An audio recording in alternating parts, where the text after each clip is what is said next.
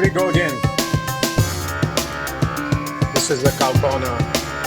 Prashant and Jatan, day five at the World Cup.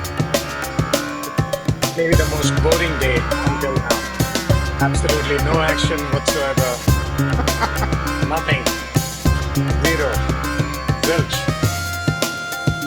There was a regular game between South Africa and Afghanistan. We called that the group of death. And guess what? It probably had the best Oof. game I've ever seen. One of the best games as as a neutral at least. What Yeah. a game. Highlights. Where do we start? Well, great weather to play a cricket game in Ahmedabad. Good pitch. So South Africa batted first. Had a good, decent initial partnership between Rickleton and Quinton de Kock. And while Rashid did rein them in, at one point, South Africa were looking to set to go past 200, and that would have been probably hard to reach. But they eventually restricted them to 187, which I thought was pretty good, and South Africa would have been very not very happy with that score.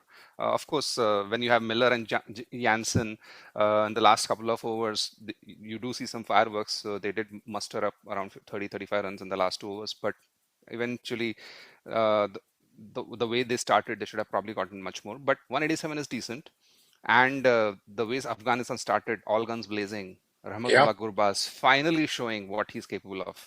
I'm really happy how he took the attack to the opposition. Right, you have Rabada, you have Maharaj, you have uh, Lungidi, right, in the opposition, and Jansen also, right. So fought 50 in the fourth over or fifth over.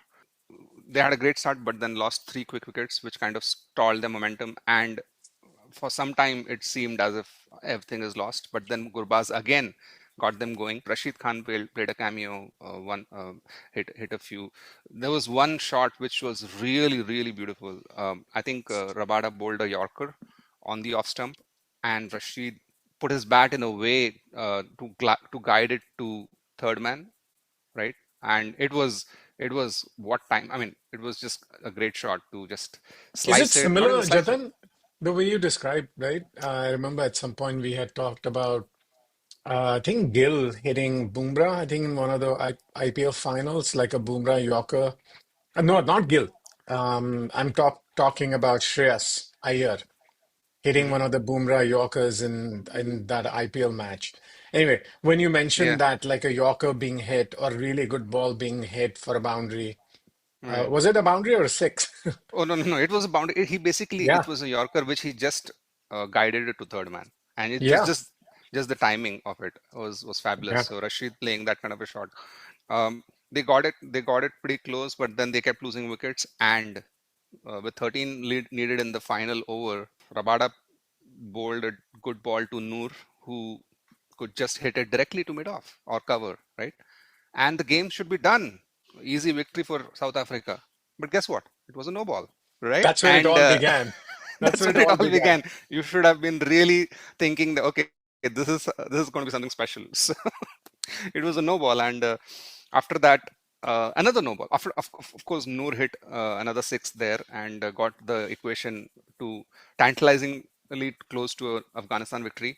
And then Rabada bowled another no ball. So the equation of three runs in two balls became 2 runs in three balls at that point. And With a free hit. uh, with a free hit. So yeah, I guess probably that fact was not very apparent. But then the next ball, Noor played a delivery straight to the left of long off, and they tried to pinch a second. Well, the scores were already tied, so maybe instead of taking that risk, they could have just probably had um, the bowler at the other end, right? Fazal Haq take the strike, but whatever. My hindsight is always 2020. Fazal Haq couldn't make it, and the run out was also like millimeters, right? Another frame, and he would have been in. So anyway, Wow. match ended in a tie, and So the only way, so you're saying that was a free hit. So the only way you could get out run out was on was a a run run out. out. That is true. Yeah, that Yeah, is and true. and I know Siddharth isn't here, but in one of his, just to rat him out a little bit, in one of the matches he was playing for in his college, Literally, Hmm. that's what happened. They ran, really aggressive running and ran on a no ball, right? And the only way you can get out is, but I guess that's when you're in that match mode, At having that that point. level of presence of mind or awareness, it's hard. But anyway, so that was second twist. Yeah, they thought they could do it. I just thought that since it was already going to be uh, a tie, right, at that point, so just take that single and maybe just make sure that Fazal Haq gets a single, right, and they had two more balls. So yeah, I would think that was probably the first kind of Yeah. error in judgment. And anyway, it was the last wicket also, right? So you could probably have taken the risk if you had another wicket with Noor again being on strike. So yeah, that was kind of a bummer. But anyway, they were not supposed to be there. First, first thing, right? They were supposed to be already in the dugout, but there they were, tied game. And then first super over starts, and Azmat and Gurbaz, especially Azmat, takes them to the cleaners. 17 runs, right, in the first super over, and guess what? They get Brevis out, Afghanistan. I think overall the first five balls, Faruqi really bowled well. Unfortunately, the last ball, Tristan Stubbs is batting and he gets a full toss, which he deposits out beyond long off to make it 17 runs and tie the super over again, So right? super over, Jatan, if you lose two wickets, you're done, right? That's the idea. Yeah, You yeah. have two So wickets to give. yeah, Yeah. two wickets you're done. So first wicket they lost, but the second one, of course, they needed 7 runs in one ball. So obviously the best they could do was tie it again, and was able to do it. And then what happens is in the second super over, and this is the first time I'm watching a second super over, and the team which batted second in the first super over bats first in the second super over, right? So it's the same combination, Stubbs and Miller starting again, right? I think anybody can take strike because again Stubbs took strike, which was the minor things that I didn't know. Like if the first super over Stubbs played the last ball, does Miller take strike again? But probably not, right? It's Stubbs who takes strike again. And Mm. the this time it was better. They got three sixes out. Miller hitting two of them. Miller doing Miller things, and finally keep scoring 23 runs, right? The good thing was there were no balls or anything, but still, I think Azmat bowled that over. He might have been. I don't know who else could have done. Maybe they could have done something and got Rashid in or somebody. But anyway, 24 target. Afghanistan is dejected. I don't think they believe in themselves. The funny thing was they sent in Azmat, who obviously they should, and they send in Mohammad Nabi, right? Yeah, 24 to chase in six balls. The body language just shows that they're dejected. I don't know. And then there was probably a tactical error. Well, I think um, probably seeing that Maharaj is going to bowl that over, maybe they thought that Mohammad Nabi would be able to Right, was a Nabi. That's probably right. To hit better the spinner. hitter spin. But I think the momentum was with Gurbaz and Azmat, so maybe they should have walked in anyway. Mm. And he took strike. That was the other thing, right? Azmat already hitting so many runs in the first super over. Gurbaz already making so many runs. Actually, Gurbaz made 84 out of in 42 balls in his while batting, right? So, but anyway, Nabi couldn't hit the first ball. Second ball, he's out, right? So now Gurbaz walks Wow. in with 4 balls and 24 runs, Oh my God. and he And just one actually wicket. and just one wicket, of course, and he actually hits three sixes. Wow! Oh So my now the God. equation is one ball, 6 runs, and Maharaj bowls a wide. So it comes down to one ball, 5 runs, where there could be another super over if it's a boundary. Earlier, they needed a six. So with the wide, things change again. And finally, I mean, he bowled a good ball, a Yorker outside off stump, almost a Yorker outside off stump. I think Gurbaz played the right shot, did the right thing, trying to hit it over point. He Mm. almost did it, right? But yeah, I think Markram or Miller caught Miller. caught that. Miller. Yep. Yeah, Miller caught that, and yeah, the match was over. I think Afghanistan would have been really gutted. I mean, it was a great game. One side had to lose, but yeah, what a game. Wow. The question I had for you, as you just to chat about it, and before I do that, in the past, you would generally find South Africa on the receiving end of these Yeah, miserable situations, right? And right. we have talked about this before that they have something has changed. They have gotten over, they stay in the match. Of course, Yeah. they have the talent and the batting and the bowling and fielding and all that, but somehow it's these days you see them on a good side of these situations. Now, when Yeah. I heard about this run out, I thought about obviously Alan Donald in Mm. 1999 World Cup, Yeah. that famous situation with Australia, match being tied, they played with them again, and the rest is history, as they say. So Right. here, is it just pure luck of the draw, how things happen, and is it just, hey, one team had to win, and whoever made the least mistakes won? Or do you think about some tactical things that someone could have done, meaning Afghanistan could have done, to actually win this match? Loaded question, Well, but yeah, yeah, it's interesting. So, if I were to be in Rashid's place, right? Yeah, I mean, I think a couple of things. I think they did really well to even reach the position where they were, right? I think they tried their best, and during the regular inning, right? I think they did well enough, right? I don't think they could have done anything better. Yes, there was again a run out in which Darvish Rasuli got out, bad calling, but that happens, right? I yeah, think at the critical juncture, right? Couple of things that I think they could have done better was, firstly, to obviously not take that second run, right? Because yeah. it's already tied, right? It's the last wicket, so might instead of taking the risk, you just see what happens in the next ball, right? Maybe could have bowled a Maybe third have no a ball. conversation. I don't know. Did Yeah, the batters have a conversation among themselves saying, "Hey, they may this is have where we are"? they may have had a conversation, but what happened, I saw that while I was watching the game, is one of the 12th man carried Yeah. drinks and the umpire shooed him away. Ooh. He couldn't talk to the players, which is fair. I mean, they're just Yeah, wasting yeah. time, right? So umpire Yeah. was right and his was correct, well within his right to shoo him away. Maybe more calm minds would have said that let's just take the single and then see, right? Maybe the people in the middle were just too pumped up to think that way, right? And also, I don't think Fazalak Faruqi is probably a great bat because on the first five balls, they never gave him strike. I mean, they took dots instead of taking a single, right? So maybe that was playing on Noor's mind. I don't know, but uh, those decisions were fine because I think that was make or break. But here you had a three balls with 2 runs and you take a single if you couldn't do the second. And see what happens in the next two balls because anyway it's tied.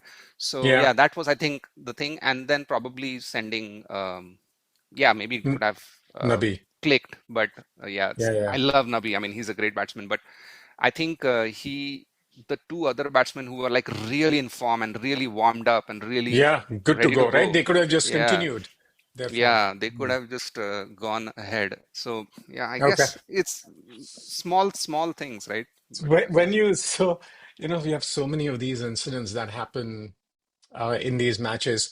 When you were telling me about this 12th man coming with a message and the umpire shooing them away, I remember 2024 World Cup, Afghanistan and Bangladesh match, right?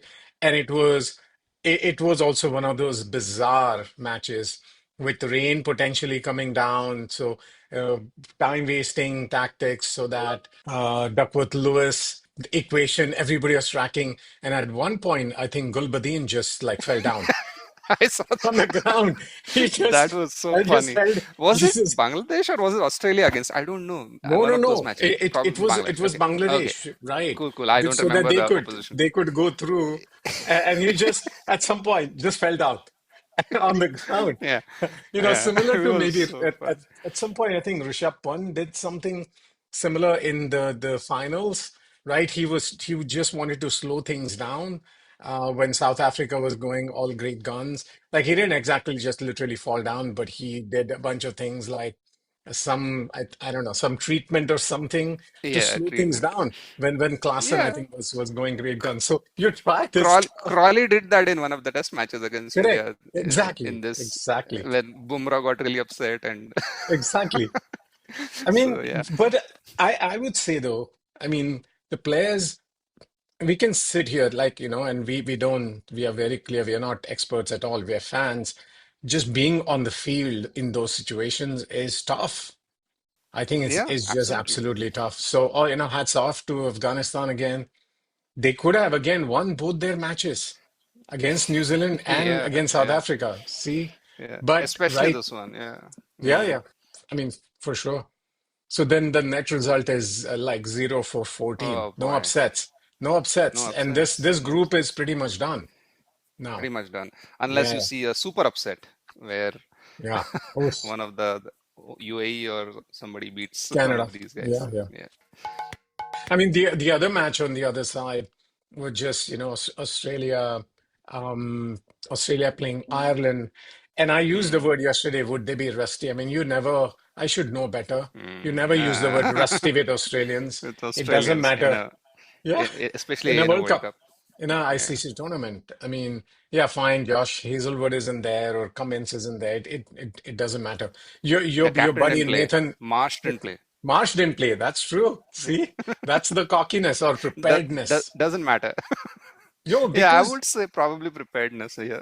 yeah, yeah, for sure. Yeah. And their goal is always its focus is about winning the cup, winning the tournament. Nothing else Yeah. matters. And this always ticks me off sometimes about, India and maybe other countries where at some point you lose focus. You get into personal records, all kinds of Yeah. stuff, but with Australians. So this match was pretty straightforward. Your buddy Nathan Ellis was man of the match, so I'm sure Yeah. Yeah. you're happy to see Oh him yeah. in action. Like bowling wise, he I'm took happy like to see four him until wickets. he plays with India, where I'll be worried. Yeah. Correct. So I mean, not really much to talk about. Yeah, just one thing about Ireland, right? I'm kind of very unhappy or sad with the downfall that has happened with Ireland, right? Yeah, We remember the great games where the O'Brien brothers, especially Kevin, yeah, they brought England down, right, in one of the ODIs where yeah. they were actually on the ascent. And now I don't know if they have that new players coming along. Paul Sterling still playing. So I mean, um, Yeah.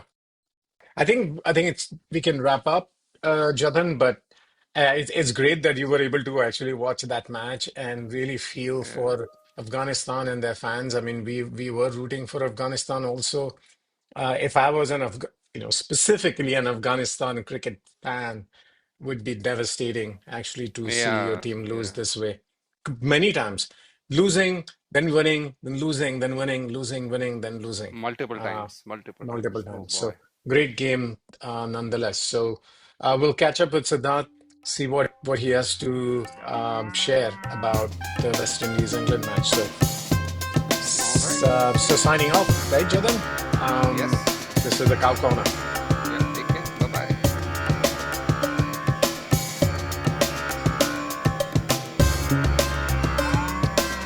The Cow Corner, Prashant and Siddharth, part two of day five.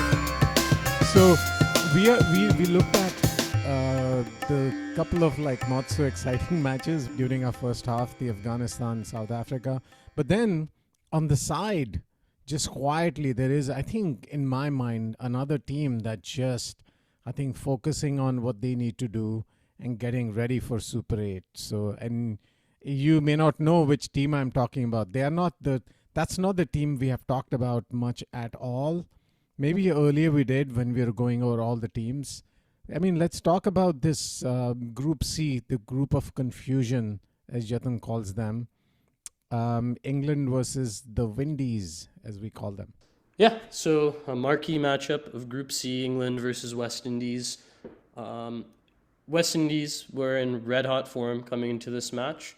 And England, a little bit struggling, I would say. Not winning their games, but not necessarily in the convincing fashion that we anticipated they would be winning.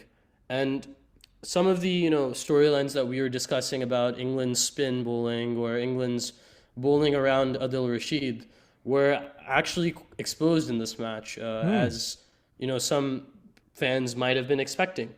So West Indies batting first, scored a big 196 for six, behind the back of Sherfane Rutherford's 76 of 42 deliveries, and some key power hitting by Jason Holder at the end of the innings. So Rutherford hit like 7 sixes. Yeah. Wow. And again, yeah. He's a big fella. And it was an interesting one because you look at the openers, they both combined for 1 run, interestingly. So Wow. you got 2 openers together, they scored 1 run, right? So it's very interesting there. So not really an auspicious start to the match for West Indies. However, Hetmeyer came in, showed some aggression. Roston Chase came in at number 4, promoted up the order, in for this match as well, not starting in the previous match. Actually in an effort to combat some of England's left-handers. But he was able to provide some stability and attacked Will Jacks early on to set the tone for the West Indies. And then England just fell short in the run chase, only scoring 166. In fact, it was actually interesting to see that England's top order succeeded in this match. So Salt 30 of 14, Butler 21 of 14, Bethel 33 of 23. So all very good starts. And it seemed that England, if they just continued on that trajectory, would have possibly challenged the mammoth score. However, as Mama poignantly pointed out in a previous episode, Plan A can't go to number 5. And after Banton, Brooke, Jacks, Overton, Archer, Dawson were all dismissed for cheap scores, with Sam Curran in there kind of holding the fort down with a good fighting 43 of 30. England showed that, if Harry Brooke isn't there through the middle and to the end, they don't necessarily have the experience or firepower to score these 196 runs in challenging conditions. So I think some other key takeaways, just great catching by the West Indies as well. Their fielding was exceptional. And I think throughout the course of the day, South Africa's fielding also was something that jumped out to me in that nail biter. And I think West Indies as a team are in very red hot form, and the irony is they're doing it without their top order. So you just imagine Shea Hope and Brandon King finding some form, and Shea Hope, and they're really looking to be a strong team, especially in some spin-friendly conditions with their stable of good spinners and experience and fast bowling, especially with those off-speed cutters. So great win for the West Indies, and excited to see how they fare in the Super 8 now. Yeah, I mean, as we even talked earlier, last World Cup they were 4-0, and very strong team and not much fanfare. And that's what I was referring to earlier. We talk about all the South Africa and Australia and England and India, Pakistan, this and that, and this team has been quote unquote quietly getting ready for the World Cup, and they have a good, I think, varied bowling attack, big hitters. So it'll be interesting to see the Super 8s. And again, every time I think about West Indies, my thoughts always, that's why I'm from the previous generation. It's the 75, 79 and mid 80s West Indies team, and they were again frighteningly good. But again, even recent times, right? They have won the World Cup, T20 World Cup 2 times. This is their format. Yeah, so I mean, I think one interesting, term that I always think about when in relation to the West Indies is actually kind of a bad stereotypical term. It's called calypso cricket, right? It's a bit of a stereotype that says West Indies kind of play free, fun, no cares given cricket, and that they're kind of in it for the fun. I'd characterize this brand of cricket that they're playing as something more in the vein of hard rock or heavy metal. Just how in the concerts they're smashing the guitars into the stage and going buck wild. I think that's more like it, not really that peaceful calypso style that has been attributed to them in the past. These guys, they really hit the ball hard. I mean, that's why I noticed that Rutherford had 7 sixes. I mean, I think the stadium as well, Wankhede, has tiny boundaries. notorious for tiny Sure. boundaries. Sure. I mean, you might be reminiscing of 2016, wherein the West Indies actually won the T20 final Yep. in Wankhede. So Correct. I'm sure Yeah.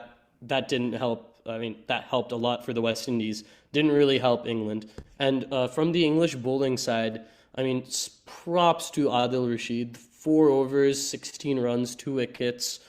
And still West Indies were able to score 196. So some very, very smart calculating hitting from West Indies. Archer, Curran, Jacks all went above 12 and over. And even Dawson went for 9. And, I just want to settle in on Sam Curran and his super slow moon ball. I'm tired of the gimmick, to be honest. Bowling, if you're a pacer, you're bowling 50 miles per hour. I mean, come on. After the first time you've seen that ball is going for 6 every single time. Yeah. And I'm sure Sam Curran's coaches, some of his coaches have probably supported him. Some of his coaches are probably thinking the way I do. If you're a pacer, I mean, come on, 50 miles an hour, that's slower than a spinner. That's crazy. Yeah. I could go home, walk my dog, feed the birds, take a dump, and come back, and the ball still wouldn't have bounced. So, like, come on. And then you hit it out. But Adil Rashid again showed his class, showed why he's the greatest England white ball spinner probably ever, at least in my opinion.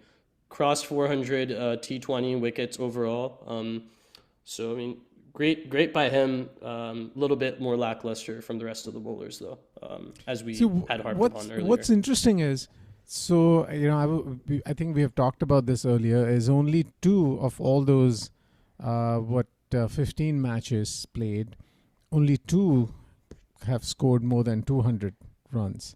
Right? The South Africa, Canada one, and then the Scotland, Italy one. I wonder whether it is, as we go to Super 8s, things will heat up even more. But it's been a bit, quote unquote, low scoring.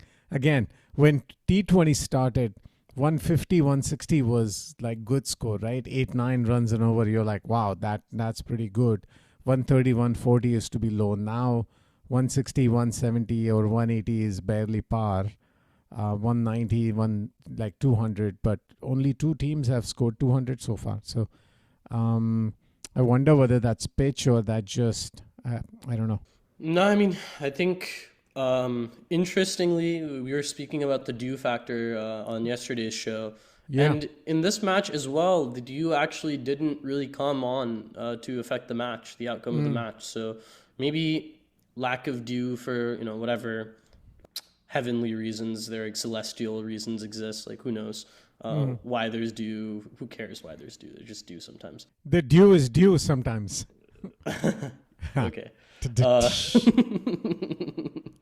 Another interesting little facet was that Jamie Overton was consistently bowling over 140 clicks. And I was just a little bit taken aback by it. I didn't know he had that dog in him. I was like, oh, well done, big fella. Keep that speed gun popping. And then I think Gudakesh Modi, again, he'll probably be the unsung hero of this match. Yeah. He took the 3 extremely key wickets of Bethel, Banton, and Brook, the triple Bs, the big baller brand, one might say. And yeah, I mean, great. I think England looked a little timid against spin, and that's a lot of the narrative. There might be some questions about whether Banton should be selected for the next match, and whether Brook should maybe be promoted or just flip them. Something we had like talked we were about. saying. Yeah. Something we had talked about. So I mean, I think it could also be just a little case of like the yippies, the panics. I think England are a strong team on paper. Their biggest weakness, at least relative to the other powerhouses, is their spin bowling and their batting against spin, kind of in conjunction. So that, and in a game of thin margins, that could be the difference. That's a pretty big margin to be losing out in. Yeah, I do remember actually when I had picked, Harry Brook as my MVP. Jatan's comment was, it depends on how the pitches are, right? Whether, and he has been in good form. So that when you mentioned 3 Bs, again, going way back in time, West Indies used to have 3 Ws, Wicks, Worrell, and Walcott. They used to be like maybe we can look them up. 3Ws, that's what they were called. They were a dominant 3Ws. This is again, I cannot help. Every time you think about West Indies, I'm thinking about Clive Lloyd and even before, and Vivian Richards, and it just so 3Ws. When you mentioned 3Bs, I'm like, oh, there used to be 3Ws. Cool. Actually, so West Indies is quietly getting ready for Super 8s. Again, from what we see right now, just to look ahead a little bit, the only kind of wild card, and I may have to eat my words for saying that, the only surprise factor still might be Zimbabwe-Sri Lanka match, right? To see how that goes, to see if there is any, interesting thing happening in Group B. I think the only other significant matchup is India-Pakistan, because if India ends up losing, God forbid they do, but if they do, then that all-important game against Netherlands it'll basically determine who makes it out of the group. And, pressure makes diamonds, but it also crushes weaklings. So we'll see what happens. Yeah. Yeah. No, that's true. But I mean, at least from a pure matchup perspective, Sri Lanka, Zimbabwe, and we had talked about that up front. Yeah. We know the outside of the World Cup. The first match was Netherlands, Pakistan. And then we had also said, hey, from Zimbabwe's perspective, Zimbabwe, Sri Lanka would be a good one. So, I mean, couple more matches, again, lined up for tomorrow. India plays Namibia. There was a bit of a thing about some folks not being ready, hospitalized, but back from, released from the hospital, like Abhishek Sharma was, I think was food poisoning or something like that, was in the hospital, but now he's back. Bumrah still probably has fever. I don't know whether he is or if he's fully fit or not. So still some maybe worries. So we'll see how these matches shape up, and we'll touch base again tomorrow. So if nothing else, it's a wrap. Yeah. Peace. See you. So long.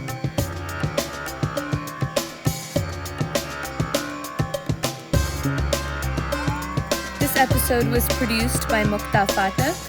Music by Joe Reynolds.